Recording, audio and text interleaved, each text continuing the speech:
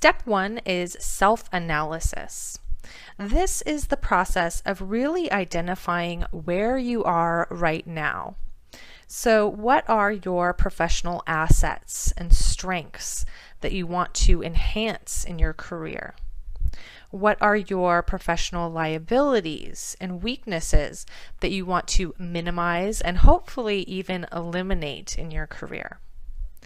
This step really involves looking honestly at the reality of your situation and confronting things that may be a little bit difficult to look at first.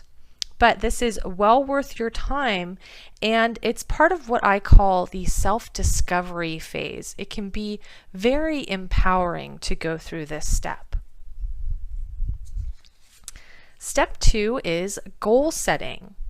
So after you look at where you are, you're going to be looking at where you want to go.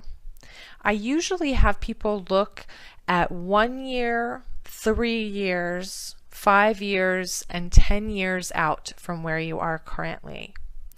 It's really important to remember, though, that the further out you go in goal setting, the more your goals are just guesses, okay? You really can't set goals with accuracy that far out in the future, but it's still helpful to go through the process of thinking about it.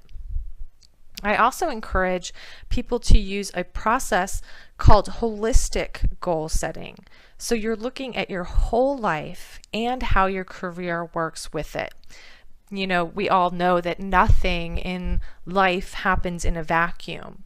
So we have to look at personal goals side by side with professional goals and really make sure that they're helping to support one another.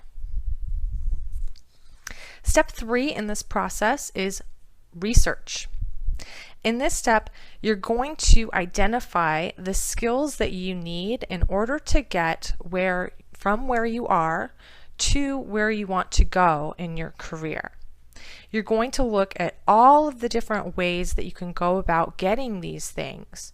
So I'm talking here about things like hard skills, soft skills, experience, knowledge, even relationships.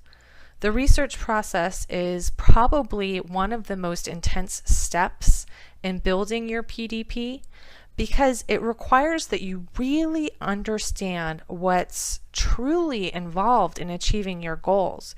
And it can be a lot of things. But there are also a lot of different techniques that you can use for doing this research to make it easier and more productive and even more fun. So don't worry about that. If you need some tips on how to do that, just pick up the workbook. There's a whole chapter on this step.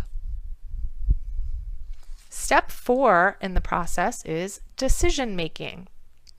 So after you've gone through all of that great research to figure out what you need to do in order to reach your goals, you need to choose which way is best for you, because there are always multiple ways for you to get there.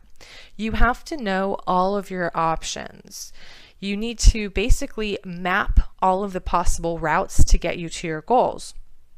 So this is like when you're looking at a map and you're trying to figure out how to get from your house to the grocery store. You probably have 5 or 6 ways. One way may be faster, but it might go through a bad part of town.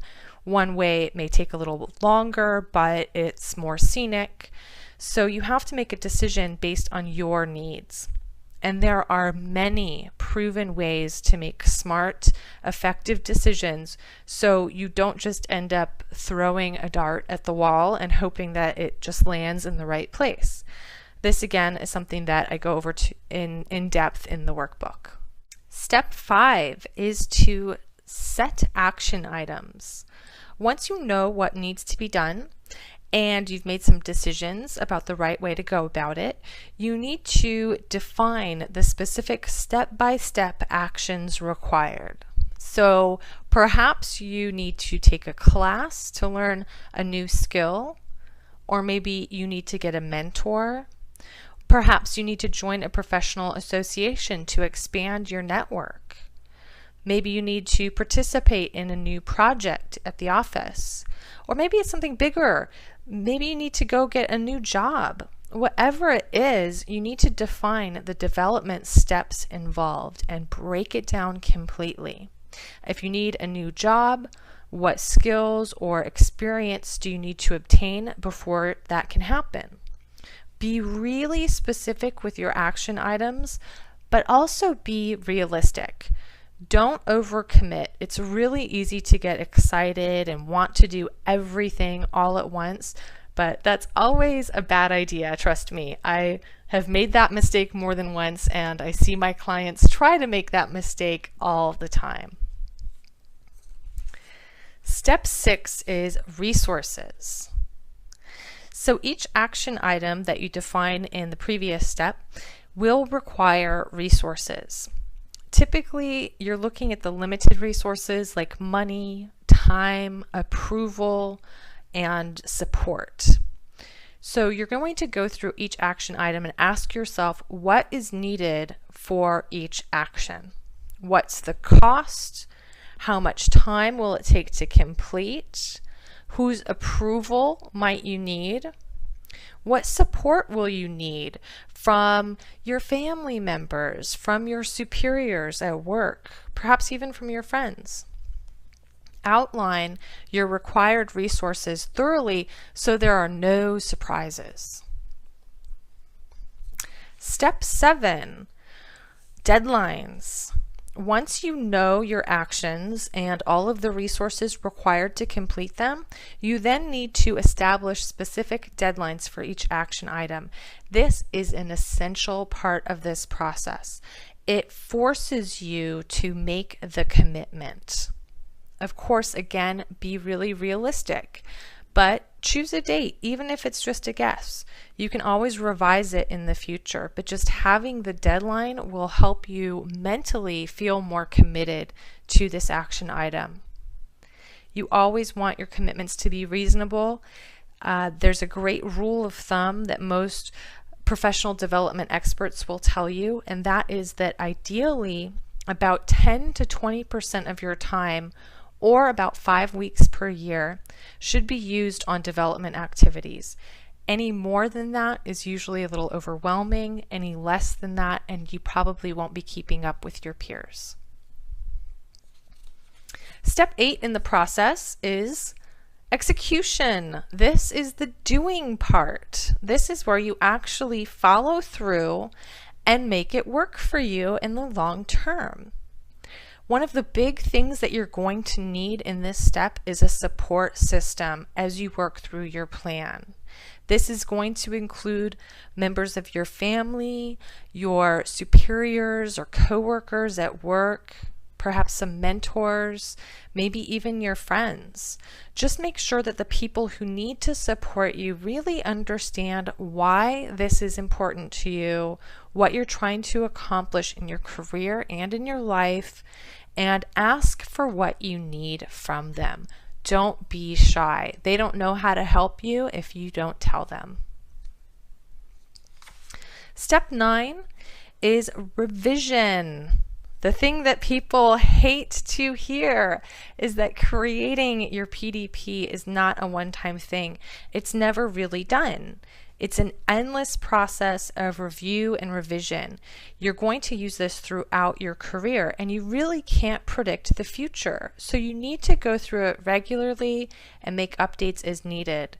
You know, no one could have predicted the crazy economy that we've been in for the past few years. And some people had to dramatically shift their PDPs in order to respond to that. There were entire career paths that were completely wiped out and completely revised because of the economy. So maybe you have some new opportunities come your way, or maybe you've just completely changed your mind about the direction you want to go. That's absolutely fine. But you need to make adjustments along the way. Otherwise, you end up right back where you started, and you have to start this process all the way over from the beginning. And the final step in this is tracking. By tracking your progress along the way, you're really making this more of an active process. As you move forward, you will stay on top of it. You'll be able to really quickly shift your focus when you need to make changes, and it won't be a really painful process. The more you track something, the easier it is to make improvements and also to stay motivated, because you're going to see your progress right there in front of you. So this step is a critically important component that you don't want to neglect.